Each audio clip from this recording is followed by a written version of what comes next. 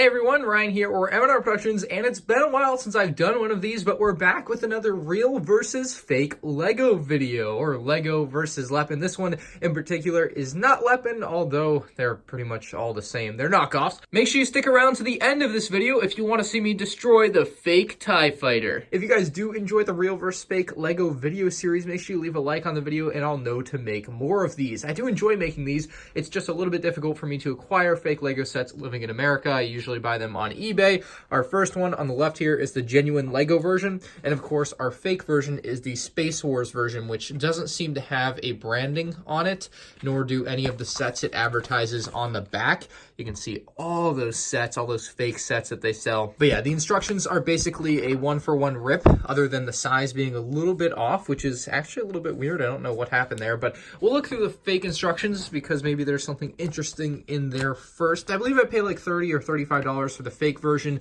The real version retails for $70 in the United States, and that'll give you guys an idea of how much cheaper these fake versions can be. And while I don't recommend buying fake versions at all, I'm very much someone who is all for just buying real legitimate products. Even my NBA jerseys and my NFL jerseys, like I won't buy fake ones of those. If you really need a cheap model, like the fake Lego sets have gotten ridiculously good, and this is a great example of that. And before we go any further, for people that don't know, the way you can tell a real genuine Lego piece or set from a fake knockoff one is on every little Lego piece there is the Lego logo. You can see it there clear as day. On the fake version, that is absent. It's not there, so they go and remove that. And that's how you know whether or not you have a real genuine Lego set or a fake knockoff Lego set. So let's take a closer look at those minifigures side by side and see how good Space Wars is. Our first comparison here is of the Tobias Beckett minifigures. On the left is going to be the real minifigure, and on the right is going to be the fake minifigure. You can see they've made some slight changes on the fake minifigure. Not all the color reproduction is accurate. There are like some missing aspects on the fake one, but other than that, it's pretty spot on. You will notice that the fake minifigure has a slightly darker tone of gray to it. The dark bluish gray of Lego is a little bit lighter than the fake versions. Flipping to the backside, you'll see the back print is also lacking on the fake version, so it's not quite as good. You'll also notice some remnants from the molding process there on the back of the legs, which are obviously absent on Lego's versions. So a few discrepancies there between the real and the fake version, but otherwise they're pretty dang close. And I wouldn't be surprised if someone who doesn't have such a keen eye like myself wouldn't be able to tell the difference. The Han Solo figure is much of the same story. The fake version uses an outdated helmet mold, while the Lego version uses a newer, updated, and much better looking helmet mold. You can see it even has a little bit of printing on it. Like, it's a much better helmet mold than what they whipped up for the fake version. The cape on the back is also a much better material on the Lego version, in my opinion. I also think the coloring on it is a lot better. It much better matches the color of the plastic. As for the prints on the front and the legs, everything is better, again, on the Lego version as you would expect, but they are still pretty close.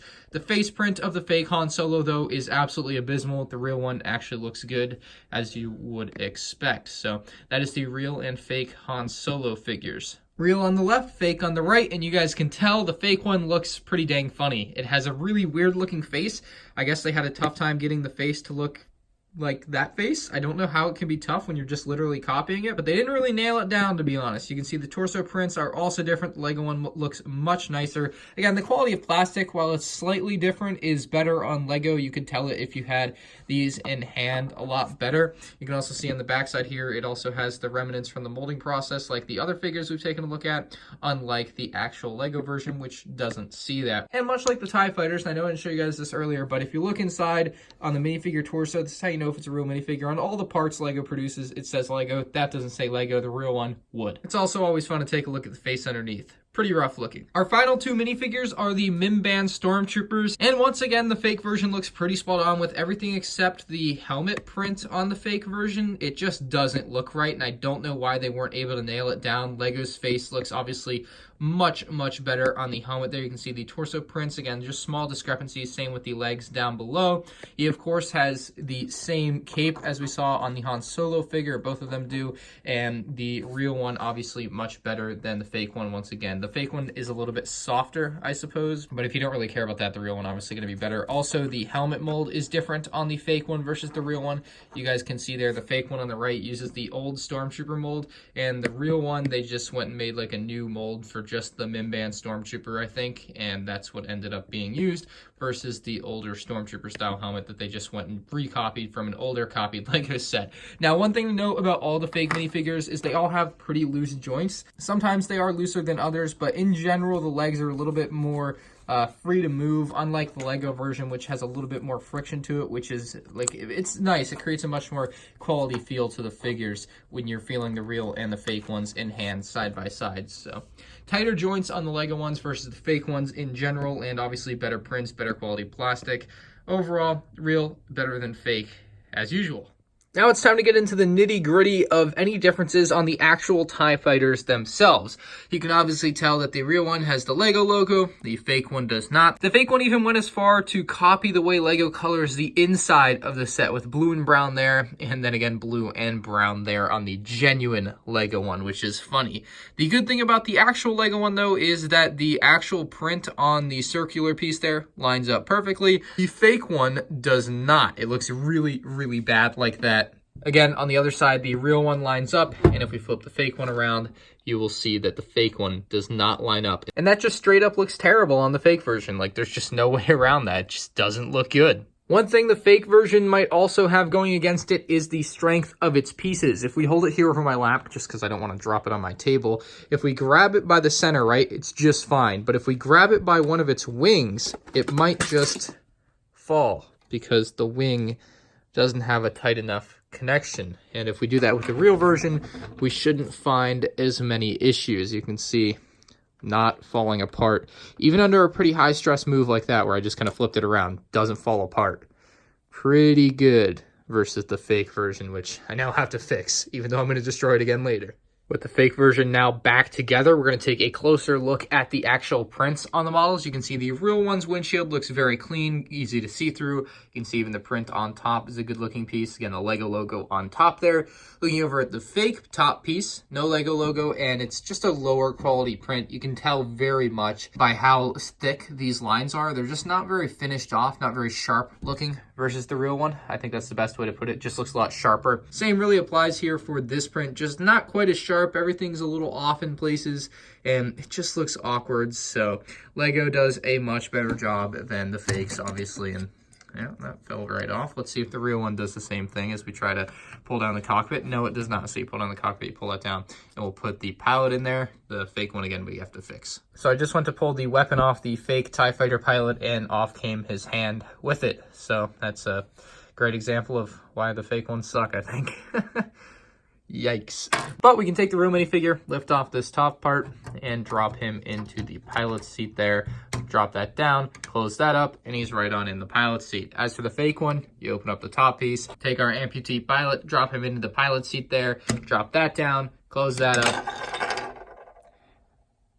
All right, so I think we found the flaw in the fake set. Seems to me that this windshield piece does not like being a windshield piece, and I can't quite figure out why the heck this thing doesn't want to stay. Put it on. Jeez. Finally have that back on again. The final thing I want to test are the spring-loaded shooters. You can see those red things down there. That's what the spring-loaded shooters are. Lego, of course, has the same thing. And we're going to test and see how far they shoot. Lining them both up here side by side, we're going to test it out. Real one on the left. First, we're going to test out the left weapon. Here we go. Clean off the table. And the right weapon, again, clean off the table. Sorry, the focus is a little bit off on that one. And the fake one, clean off the table, clean off the table. So I would say similar, if not the same performance as for the spring-loaded shooters. I guess copying springs isn't too difficult for the fake version, but that's really all I have to compare the real and the fake version to each other with. I do now want to take the fake version out back and give it what it's got coming to it. All right, we're outside now, and I'm going to smash the TIE Fighter. This is the fake one, obviously. I'm not going to do the real one because that would be a waste, but the fake one will get destroyed.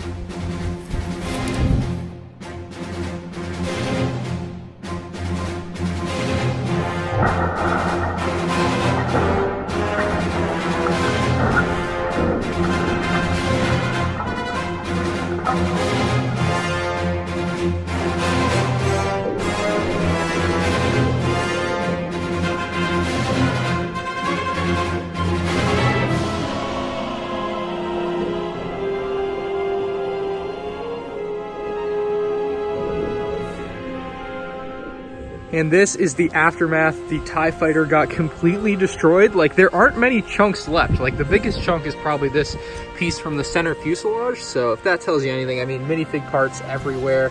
There's another pair of legs. I mean, they've all been, there you go. I mean, it's pretty rough. You can see some scratching there on the bottom. And yeah, I'm sure a bunch of the pieces are scratched up. I'm not gonna go piece by piece and show you, unless I find anything crazy. Even some stuff landed in the grass over here, even over there. So, wow. Cleaning up the mess right now. The farthest piece I found is under the truck over here, which is probably a good 15-20 feet away from everything else. Bias Beckett was found out in the forest. That's going to do it for this LEGO Star Wars comparison video. If you guys did enjoy, leave a like. If you're new to the channel, subscribe down below. And if you have anything to say, leave it in the comments section below. I'll see you guys in the next one. Peace out.